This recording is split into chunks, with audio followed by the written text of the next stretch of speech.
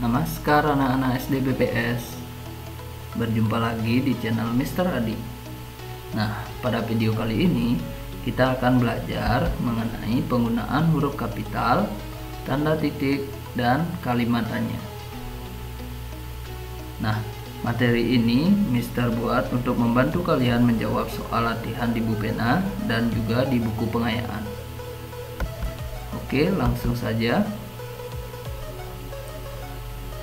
Penggunaan huruf kapital atau huruf besar.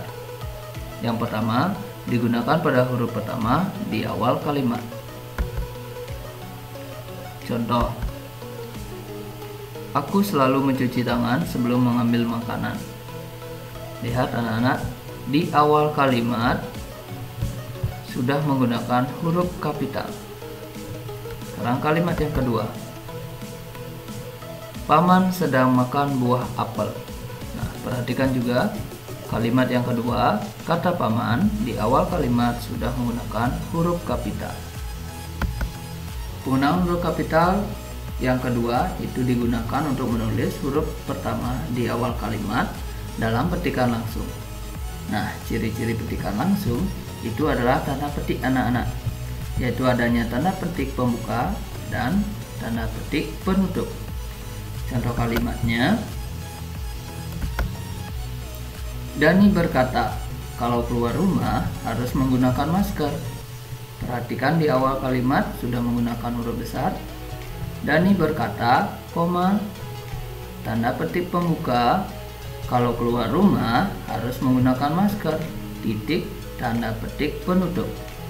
Tapi ingat anak-anak, setelah tanda titik pembuka, huruf pertama di awal kalimat dalam petikan langsung harus menggunakan huruf kapital ya anak-anak.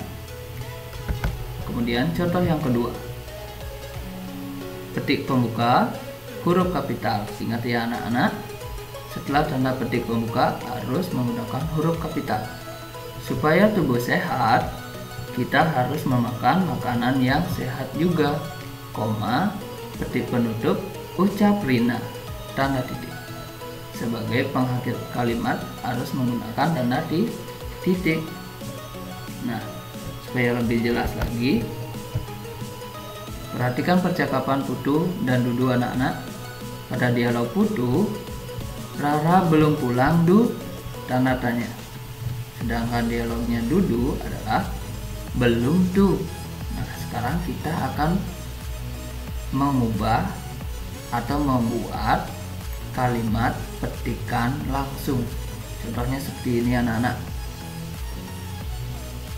Putu berkata, koma, petik pembuka. Kemudian kita tulis dialognya Putu, yaitu Rara belum pulang Du, tanda tanya. Kemudian tanda petik penutup. Atau juga bisa seperti ini anak-anak. Petik pembuka, Rara belum pulang Du, tanda tanya, petik penutup, dan ucap Putu, titik, sebagai pengakhir kalimat. Tapi ingat, setelah tanda petik pembuka harus menggunakan huruf kapital. Ini juga sama ya anak-anak, setelah tanda petik pembuka menggunakan huruf kapital. Nah, sekarang penggunaan huruf kapital yang ketiga digunakan untuk menulis kata Tuhan dan kata ganti Tuhan. Contohnya, aku berdoa kepada Tuhan Yang Maha Esa. Aku hanya sudah huruf besar karena di awal kalimat, dan kata Tuhan yaitu Tuhan Yang Maha Esa sudah menggunakan huruf kapital. Kalimat yang kedua, Dina selalu berdoa kepada Tuhan Yang Maha Kuasa. Dina sudah menggunakan huruf kapital. Tuhan Yang Maha Kuasa sudah menggunakan huruf kapital. Namun perlu diingat di sini anak-anak, kata Maha Esa itu dipisah. Sedangkan kata Maha Kuasa itu disambung ya anak-anak. Kata baku dari Maha Kuasa itu disambung, tidak dipisah. Sekarang penggunaan huruf kapital atau huruf besar yang keempat. Digunakan saat menulis nama tempat, objek wisata, dan nama wilayah. Contohnya, Jakarta, Bedugul, Pantai Sanur, Gunung Batur, Provinsi Bali, Kecamatan Denpasar Selatan. Itu semua huruf awalnya menggunakan huruf kapital ya anak-anak. Contoh kalimatnya, Komang pergi ke Jakarta. Komang huruf pertama menggunakan huruf besar karena awal kalimat dan juga nama orang. Pergi ke Jakarta, Jakarta adalah nama tempat, jadi ditulis dengan huruf kapital J besar. Kalimat yang kedua, Sarah berlibur ke Pantai Sanur. Sarah nama orang dan huruf pertama di awal kalimat itu menggunakan huruf besar. Berlibur ke Pantai Sanur. Pantai Sanur tempat diikuti nama tempat harus ditulis dengan huruf besar, yaitu P besar dan S besar. Namun jika kalian menulis Sarah berlibur ke pantai, pantai tanpa nama tempat itu ditulis dengan huruf kecil seperti ini ya anak-anak. Sarah berlibur ke pantai, P-nya kecil. Contoh lagi, misalnya menulis Jalan Sulawesi. Jalan J-nya besar, Sulawesi S-nya besar. Bukit Barisan, B-nya besar, D-nya besar. Danau Toba, D-nya besar, D-nya besar. Sungai Musi, S-nya besar, M-nya besar. Teluk Benggala, D-nya besar, D-nya besar. Selat Lombok, Selat S-nya besar, Lombok L-nya besar. Jadi seperti itu anak-anak. Namun ingat anak-anak, jika kalian menulis tempat tanpa diikuti dengan nama, itu jangan menggunakan huruf kapital. Misalnya, Sarah sedang berada di jalan. Jalan menggunakan J kecil karena tidak diikuti nama jalan. Begitu juga bukit. Saya pergi ke bukit. Saya pergi ke bukit, D-nya D kecil karena tidak diikuti dengan nama tempat. Mengerti anak-anak? Nah, sekarang penggunaan huruf kapital atau huruf besar nomor 5, yaitu digunakan saat menulis nama hari dan bulan. Contohnya, Senin, Selasa, Rabu, Kamis, Jumat, Sabtu, Minggu itu adalah nama hari, jadi huruf pertama di awal itu menggunakan huruf besar. Sedangkan Januari, Februari, Maret, April, Mei, Juni, Juli itu adalah nama bulan, jadi huruf pertamanya menggunakan huruf kapital. Contoh kalimat, Made akan berlibur ke Bedugul pada hari Senin. Made karena di awal kalimat menggunakan huruf besar, akan berlibur ke Bedugul karena Bedugul adalah nama tempat, jadi menggunakan huruf besar. Pada hari Senin karena Senin adalah nama hari, sehingga menggunakan huruf besar. Contoh kalimat lagi anak-anak, Nia lahir pada bulan Januari. Nia nama orang dan di awal kalimat menggunakan N besar, lahir pada bulan Januari. Nama bulan yaitu Januari ditulis dengan huruf kapital. Nah, sekarang kita ke materi penggunaan tanda titik. Yang pertama, tanda titik digunakan untuk mengakhiri sebuah kalimat berita atau pernyataan. Contoh kalimatnya adalah, Nisa selalu ingat membersihkan kamar tidurnya. Titik. Nah, jadi tanda titik ini berfungsi untuk mengakhiri kalimat tersebut anak-anak. Jadi kalimat Nisa selalu ingat membersihkan kamar tidurnya itu sudah berakhir. Contoh kalimat yang kedua, Aku selalu membantu ayah dan ibu menyiapkan makanan di meja makan. Titik. Kalimat pertama sudah selesai anak-anak. Lanjut kalimat kedua. Ingat setelah tanda titik menggunakan huruf besar. Aku senang sekali membantu mereka. Titik. Jadi pada kalimat ini terdapat dua kalimat anak-anak. Ingat, untuk menghitung berapa jumlah kalimat pada sebuah cerita, kita bisa menghitung tanda titiknya. Yaitu 1, 2. Jadi di sini terdapat dua kalimat ya anak-anak, yaitu kalimat pertama, aku selalu membantu ayah dan ibu menyiapkan makanan di meja makan. Itu adalah kalimat yang pertama. Sedangkan kalimat yang kedua adalah ini, aku senang sekali membantu mereka.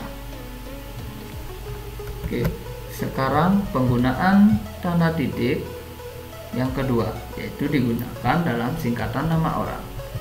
Perhatikan tabel yang di sebelah kiri anak-anak, ini adalah nama orang yang belum disingkat, yaitu seperti Muhammad Hasan, Ahmad Yani, Wage Rudolf Supratman, Raden Ajeng Kartini. Itu adalah nama orang, jadi harus ditulis dengan huruf kapital. Nah, seperti ini anak-anak ya. Sekarang coba perhatikan di tabel yang di sebelah kanan. Itu adalah nama orang yang sudah disingkat. Nah, Muhammad Hasan, Muhammad disingkat menjadi M. Hasan. Ahmad Yani, Ahmad disingkat menjadi A. Yani. Wage Rudolf Supratman, Wage disingkat menjadi W. Rudolf disingkat menjadi R. Supratman. Raden Ajeng Kartini, Raden disingkat menjadi R. Ajeng disingkat menjadi A. Kartini, R.A. Kartini. Nah, sudah jelas anak-anak. Sekarang kita ke penggunaan tanda titik yang ketiga, yaitu digunakan di akhir singkatan gelar, pangkat, jabatan, dan sapaan. Contohnya adalah Made Sute SPD MPD. Nah, SPD MPD itu kalian bisa lihat apa artinya pada tabel di sebelah kanan. SPD artinya sarjana pendidikan, MPD artinya magister pendidikan. Jadi Made Sute adalah sarjana pendidikan dan juga magister pendidikan. Yang kedua, IR Soekarno. Ini adalah presiden pertama kita anak-anak, di mana IR ini artinya insinyur. Jadi Insinyur Soekarno. Yang ketiga, DR Gede Cahya SPA. DR artinya dokter, sedangkan SPA artinya spesialis anak. Jadi Dokter Gede Cahya spesialis anak. Yang terakhir adalah TN Agung. TN artinya tuan, jadi ini artinya Tuan Agung. Nah anak-anak, untuk mendapatkan gelar SPD, MPD, insinyur, dokter, profesor itu melalui jenjang pendidikan ya anak-anak. Tidak sembarang orang bisa menulis gelar di belakang atau di depan namanya. Itu harus menempuh pendidikan dulu, baru mendapatkan yang namanya gelar atau pangkat ya anak-anak. Nah sekarang lanjut ke materi selanjutnya, yaitu tentang kalimat tanya. Kalimat tanya adalah kalimat yang digunakan untuk menanyakan suatu hal kepada seseorang atau lawan bicara. Contoh, apa yang sedang dilakukan? Tanda tanya. Ingat anak-anak, setiap membuat kalimat tanya harus menggunakan tanda tanya pada akhir kalimat.